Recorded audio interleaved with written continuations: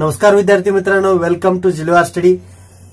मागील व्हिडिओमध्ये आपण आपलं ट्रिग्नोमेट्री मधील एक्सरसाइज 6.1 मधील प्रूफ वाले गणित 10 च्या अगोदरचे गणित बघितलेत। 8, 9, 7, 8 आणि 9 हे 3-4 गणित आपण मागील एक्सरसाइज मध्ये बघितले।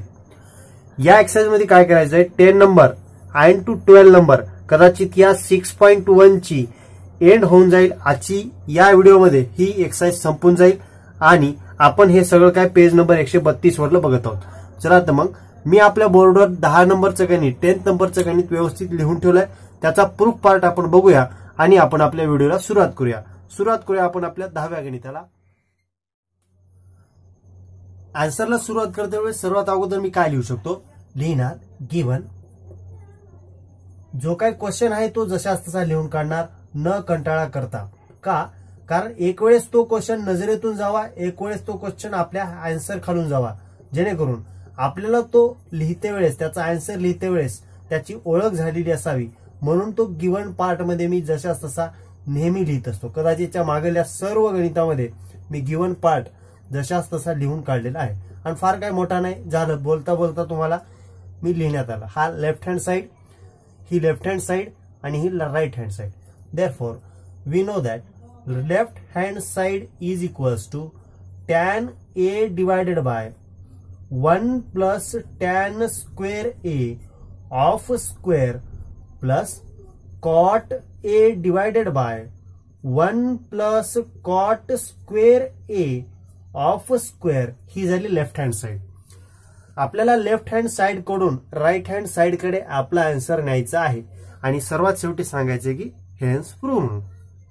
मग मी काय करू शकतो, आता दिसता क्षणी दिसाले काय दिसाले, सर 1 प्लस टॅन स्क्वेअर हे एक फंडामेंटल फॉर्म्युला आहे। कसा आहे?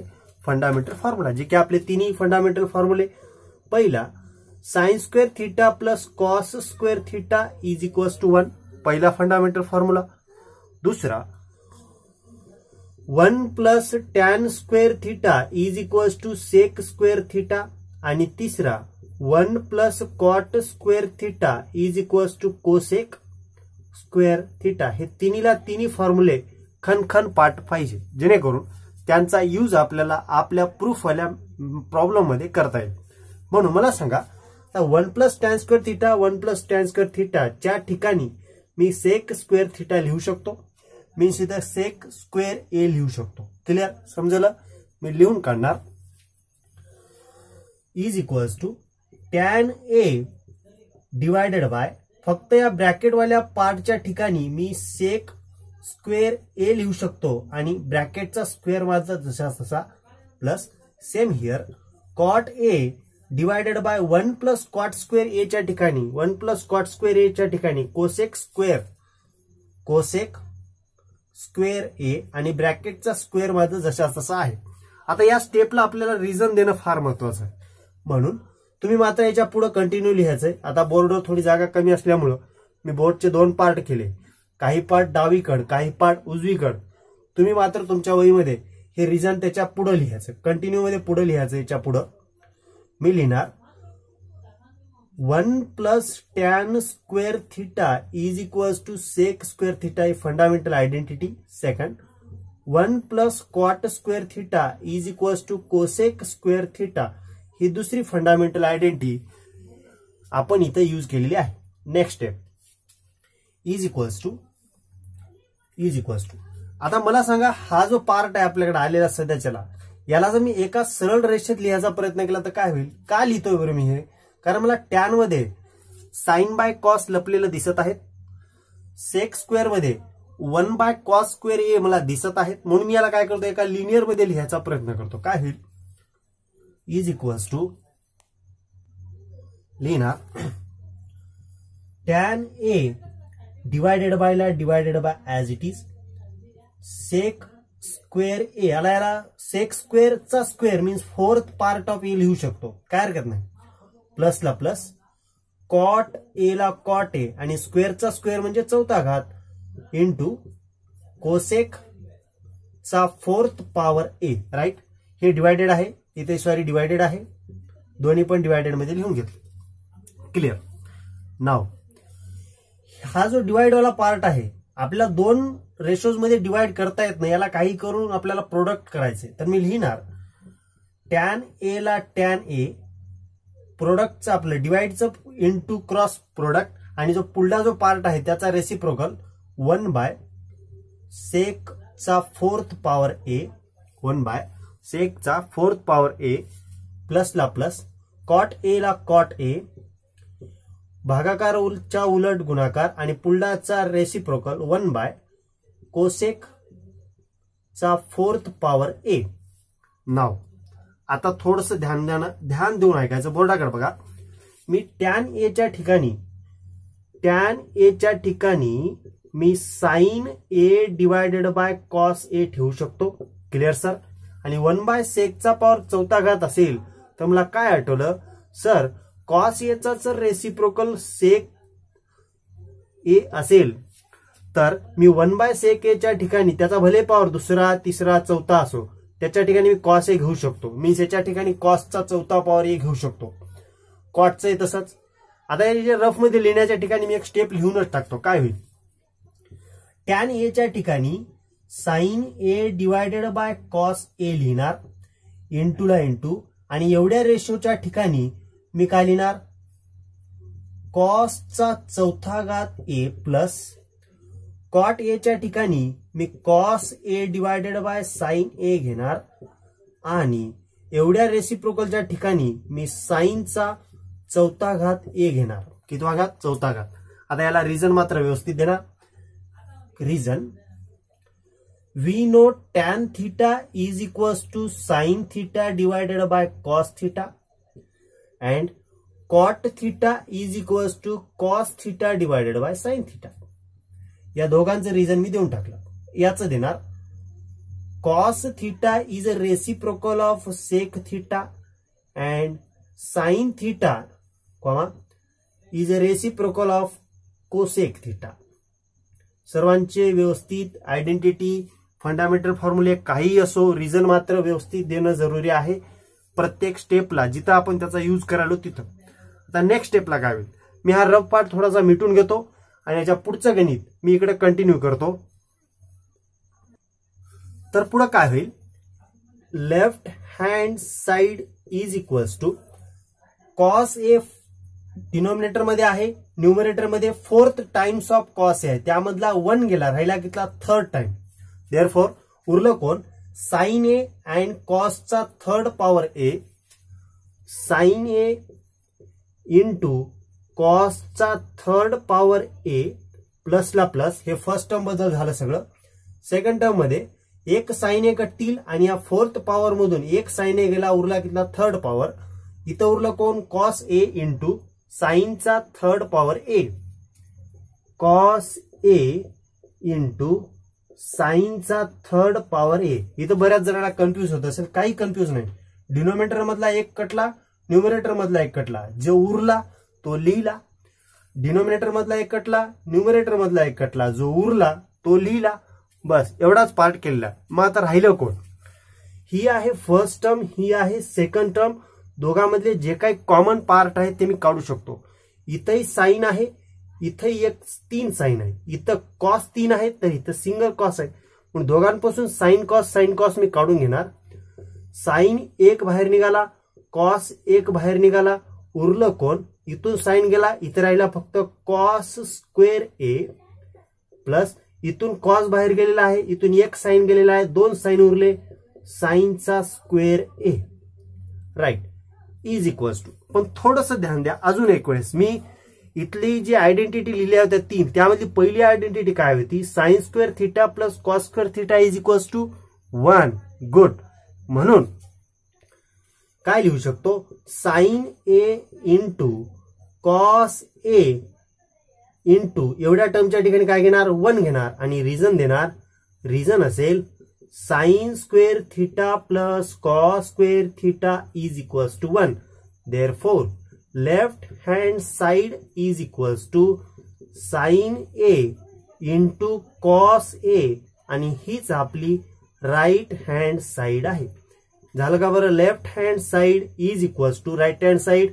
Therefore tan A upon 1 plus tan square A चा square plus cot A divided by 1 plus cot square A चा square is equals to sine A into cos A. पुन्हा एकदा सर्व व्यवस्थित सांगून सर्वात शेवटी काय म्हणणार, हेन्स प्रूव्ह. राईट. एकदम सिस्टमॅटिक पद्धतीनं आपण आपलं हे 10वं गणित एकदम व्यवस्थित प्रूव्ह केलं. क्लिअर. आशा करतो की तुम्हाला हे सगळं व्यवस्थित समजत असेल. समजलं नसेल तर प्लीज मागं पुन्हा 5-10 मिनिटं जाऊन पुन्हा एकदा हेच गणित बघून घ्या. सोपं आहे. राईट. हे झालं आपलं 10वं गणित. लगेच बघूया आपण आपल्याला पुढचं 11वं गणित कशा प्रकारे सॉल्व्ह करता येते. चला तर मग. आणि असं आहे आपलं 10वा क्वेश्चन एकदम जबरदस्त सॉल्व्ह करून झाल्याच्या नंतर आपला 11वा क्वेश्चन. 11वा क्वेश्चन आपल्याला सांगून जातो की मॅथमॅटिक्स मध्ये जर जेवढा क्वेश्चन अवघड दिसत असेल त्याच्यापेक्षा त्याचा आन्सर सोपंच असणार आहे. आता दिसायला क्वेश्चन कसा दिसतोय बघा. सेकचा चौथा घात ए इन ब्रॅकेट 1 मायनस साईनचा चौथा घात ए मायनस 2 टाइम्स ऑफ टॅनचा square A is equals to single फक्त 1. दिसायला जेवढं अवघड दिसायला त्याचा आन्सर आपण सोप्या पद्धतीने काढून घेऊ. सर्वात अगोदर आन्सरला सुरुवात करते वेळेस मी लिहिणार गिवन मध्ये क्वेश्चन जशाच तसा sec 4th power A in bracket 1 sine 4 power A minus 2 times of tan square A is equals to 1. आणि त्याच्यामधून लपून छपून लेफ्ट हँड साइड उचलून घेणार जे की आहे सेकचा 4th power A in bracket 1 minus साइनचा 4th power A minus 2 times of टॅनचा स्क्वेअर ए. ही झाली आपली लेफ्ट हँड साइड. राईट. हाय ना. क्लिअर. जर ही लेफ्ट हँड साइड झाली असेल आता आपल्याला जायचंय कुठं राईट हँड साइड पर्यंत. पण जेवढं काय आपल्याला समजायलंय तेवढं अगोदर लिहून घेऊ. काय लिहून घेऊ. इज इक्वल्स टू सेकचा 4th पॉवर ए आहे आणि बाकी सगळं साइन आणि टॅन दिलंय. पण सेकचा आणि साइनचा असा कोणताही संबंध नाही म्हणून मी काय करतो सेकला कॉस बनवण्याचा प्रयत्न करतो. का कॉसचा आणि साइनचा थोडाफार फंडामेंटल फॉर्म्युल्यामध्ये संबंध आहे. म्हणून सेकचा 4th पॉवर ए ला मी 1 अपॉन कॉसचा 4th पॉवर ए रेसिप्रोकल घेऊ शकतो. इन ब्रॅकेट 1 मायनस साइनचा 4th पॉवर ए आहे. पण 4th पॉवर ए सोबत आपला कोणताच फॉर्म्युला नाही. स्क्वेअर सोबत मात्र आहे. म्हणून त्या 4th पॉवरला मी स्क्वेअर बनवून घेण्याचा प्रयत्न करतो. काय साइनचा स्क्वेअर ए चा स्क्वेअर याला घेणार स्क्वेअर ब्रॅकेट. स्क्वेअरचा स्क्वेअर 4th पॉवर एच आहे फक्त लिहिते वेळेस त्याला मी अलग लिहिलं. Minus 2 times of tan square A as it is. पुढं काय आता याचं रिझन राहिलं ना सर. रिझन लिहून घेऊत ना अगोदर. रिझन असेल मी सेक थिटाला कॉस थिटा लिहिलं रेसिप्रोकल लिहिला. सेक चा 4th theta is equals to 1 upon कॉसचा 4th थिटा होऊ शकतो.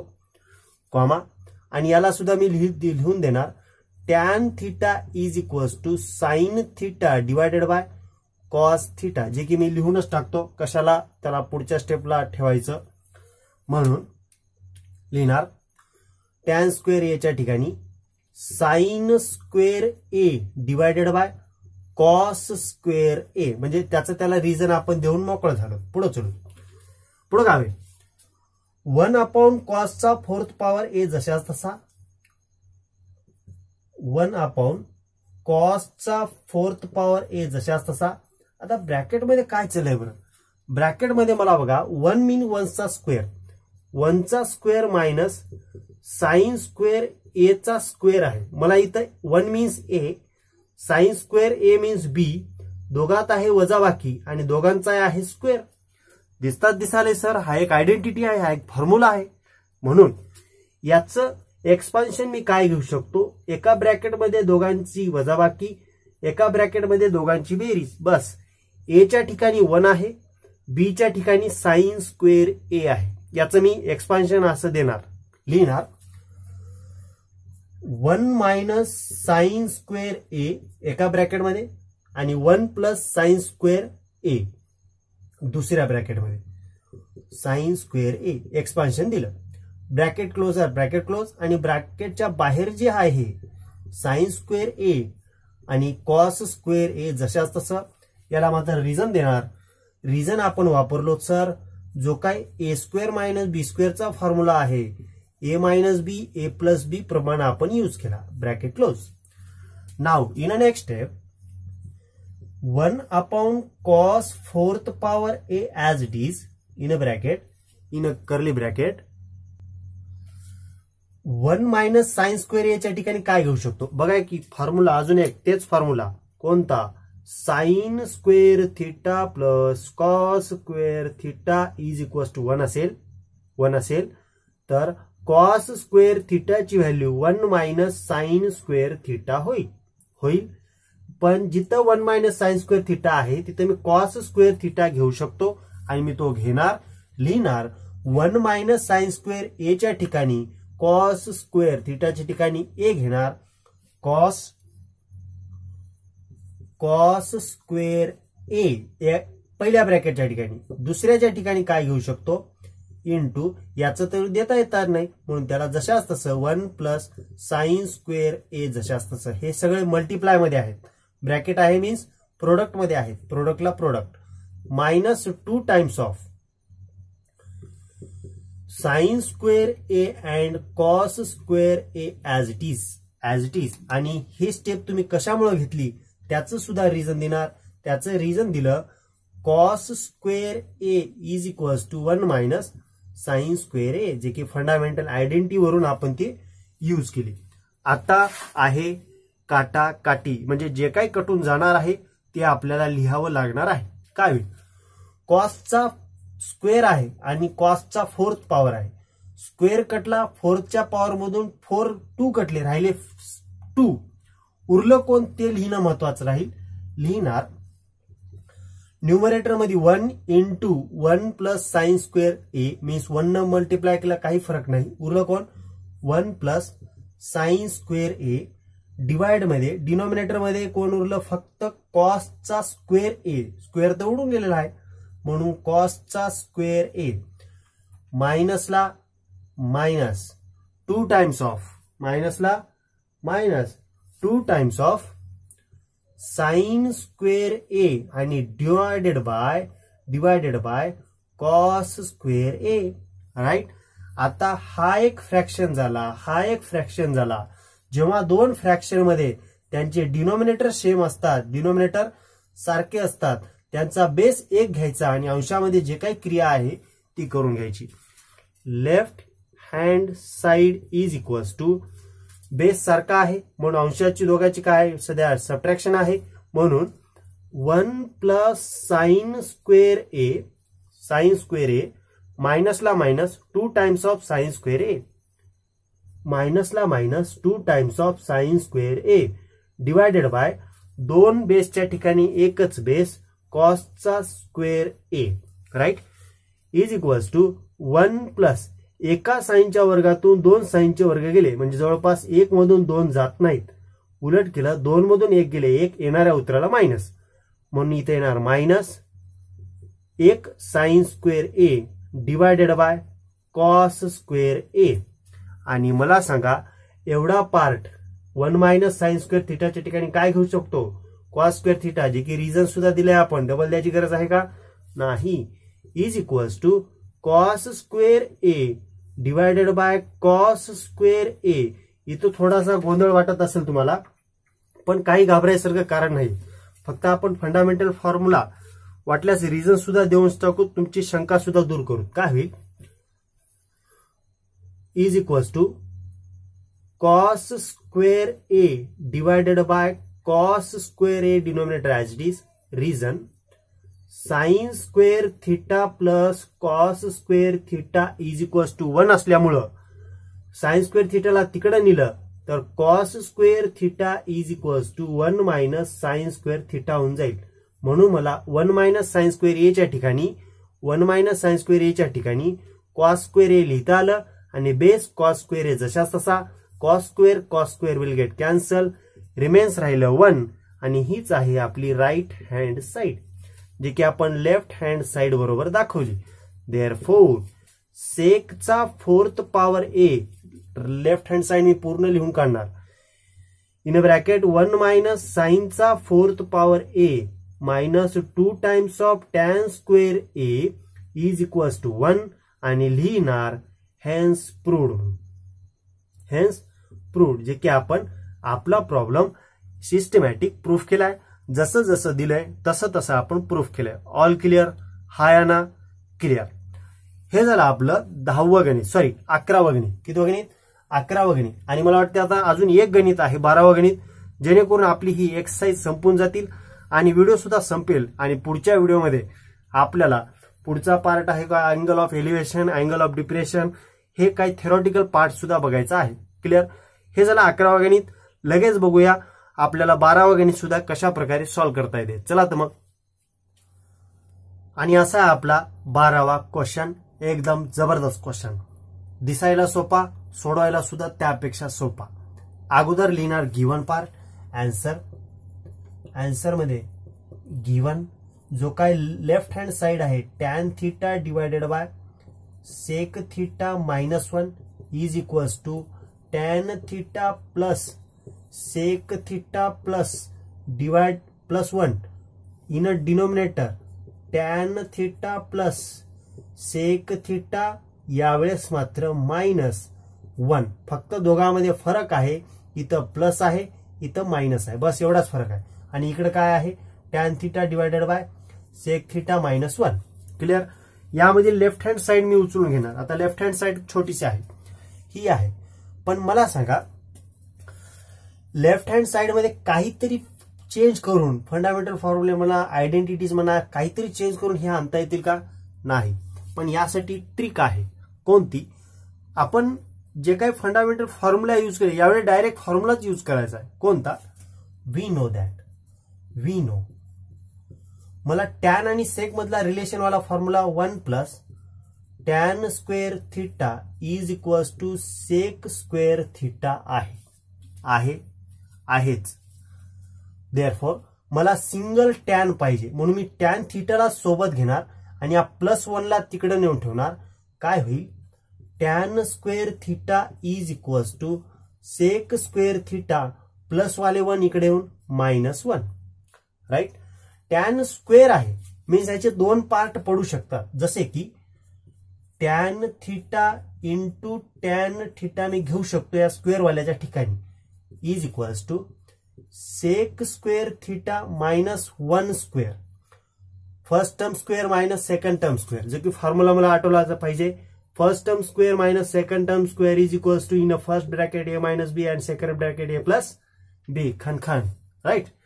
Therefore tan theta into tan theta is equals to in a first bracket sec theta -1 and second bracket sec theta +1. याला कारण देणार. Reason a square minus b square is equals to a minus b into a plus b. Right? Now tan theta into tan theta is equals to sec theta -1 sec theta +1. आता मला सांगा जे काय आपल्या question मधली left hand side आहे त्याच्या tan थिटाच्या denominator मध्ये कोण आहे? Sec theta -1. मग मला असं वाटलं की बाबा जो आपला टॅन थिटा आहे त्याच्या डिनोमिनेटर मध्ये सेक थिटा -1 असावा, म्हणून तिकडले सेक थिटा -1 मी इकडे 1 बोलून घेतो आणि इकडला 1 टॅन थिटा मी तिकडे नेऊन ठेवतो. आता आदला बदली व्हायली बघा. एक सिंगल वाला टॅन थिटा ठेवून घेणार. टॅन थिटा डिवायडेड बाय हा घेतला समजा, त्याच्या डिनोमिनेटर मध्ये हा भाग जाईल, सेक थिटा -1 हा संपला, इज इक्वल्स टू इकडे कोण आहे? सेक थिटा +1 आहे, हा संपला.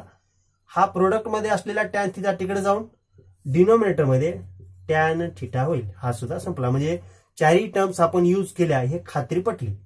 नाव आपल्याला मेन भेटलं काय? आपण आलो कुठपर्यंत? आपण आलो tan theta divided by sec theta -1 हाच पार्ट कोण आहे? Sec theta +1 divided by tan theta.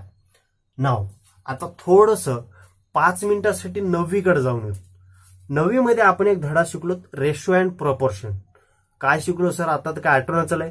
थोडंसं शॉर्टकट मध्ये सांगतो, बघा थोडंसं बोर्डकट. जेव्हा ए बाय बी नावाचा एक रेशो असतो आणि समजा एक्स बाय वाय नावाचा दुसरा रेशो, दोन रेशो अलग अलग आहे. जर मी दोन्ही रेशो बरोबर जर केले, आता याचा अंश वेगळा याचा अंश वेगळा, काही दोघांचा संबंध नाही. याचा छेद वेगळा याचा सुद्धा छेद वेगळा, काही दोघांचा संबंध नाही. दोघांचं रिलेशन संस्थापित केलं की A by B is equals to X by Y असेल, तर त्यांच्या न्यूमरेटरच्या बेरजेपासून मिळणारा numerator means A plus X, त्यांच्या डिनोमिनेटर पासून मिळणारा डिनोमिनेटर बी प्लस वाय, त्यांचा जो रेशो आहे तो कोणाबरोबर असेल, आपल्या पहिल्या रेशो बरोबरच असेल. मीन्स इज इक्वल्स टू असेल. मला काय भेटलं, A by B is equals to X by Y is equals to A plus X divided by B plus Y. म्हणजे या दोघांची बेरीज मिळणारा रेशो हे तिन्ही सारखेच असतील. मग मला सांगा, मी टॅन थिटा अंशाची बेरीज करून एक रेशो काढून घेतो, छेदाची बेरीज करून एक रेशो काढून घेतो, आणि याला एक नाव सुद्धा आहे इक्वल रेशोचा थेरम ऑफ इक्वल रेशो. म्हणून मी इथे लिहिणार, देअरफॉर बाय